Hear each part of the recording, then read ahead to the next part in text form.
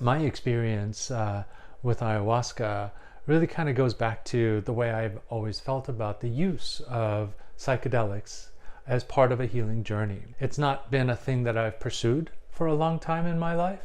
In fact, I went to very traditional Western treatment when it was time for me to get help with some of my addiction related issues. And it was interesting in my process of sobriety and as an active member of AA, I learned about Bill Wilson, the founder of AA's use of psilocybin for treating his severe depression long into his own sobriety. And to me, that made a lot of sense. 10 years into my sobriety, the opportunity came for me to participate in a way that also made sense to me. It was with one of my teachers, a prominent person that's very well respected, who I could trust. And it was in a setting that made sense, and at a time in my life that I felt like it was time to go a little bit deeper. And the actual experience of the ayahuasca is like nothing that I could have ever imagined. And I've had a lot of years of drug use and experimentations, abuse and addiction. And this experience was nothing like any of those. This is not a pleasurable thing. I saw snakes, you see this connectivity, you see the lights, and it looks like this tapestry. Other people see monsters or shapes of demons. Other people see really beautiful things, right? So it's that. There's purging, there's throwing up, there's diarrhea. Some people go into screaming and moaning and writhing. Then shamans will come and take you or work on you at your place. It's in a circle. And they have these chants that work on you on the cellular level, right? They check in with you and they find where the traumas and all of that are, and they chant into it, right?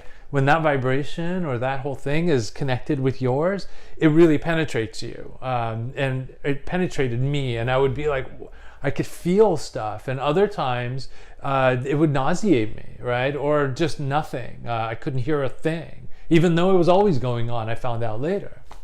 So all of that is just the experience of it. For me, it wasn't about that experience. In fact, day one, I came out of it with like, oh my God, I just got run over by a truck. It was so hard that I felt like I couldn't take it. I couldn't take the experience. It was torturous. And then when we were processing, and when the suggestion was made by my teacher that what if that's the experience that you're having underneath everything else that's happening? And for me, that just put it all in order. It resonated with me in a way that I thought, oh no, this feels right. And what it did for me at the end of the day is it got me in touch with this really deep belief, this deep way of seeing the world that I realized was guiding all of my relationships and all of my hopes and the way that I would engage in the world. And for me, it was terror. It was that this is a very scary world. This is what was driving me. And just coming out of that retreat, I had a deeper freedom to be in this world in a different way, to recognize that some of the things that were limiting me in stepping closer in intimacy in my relationships, to pursue opportunities that presented for me personally and professionally.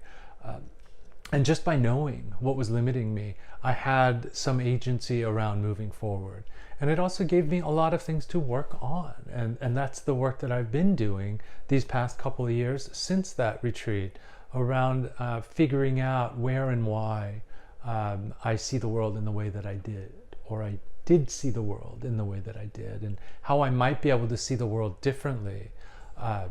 And that has created and opened so many new possibilities for me. So this is just my story, and I thought my story might give a little insight on how psychedelics have been used and might be used in the healing process.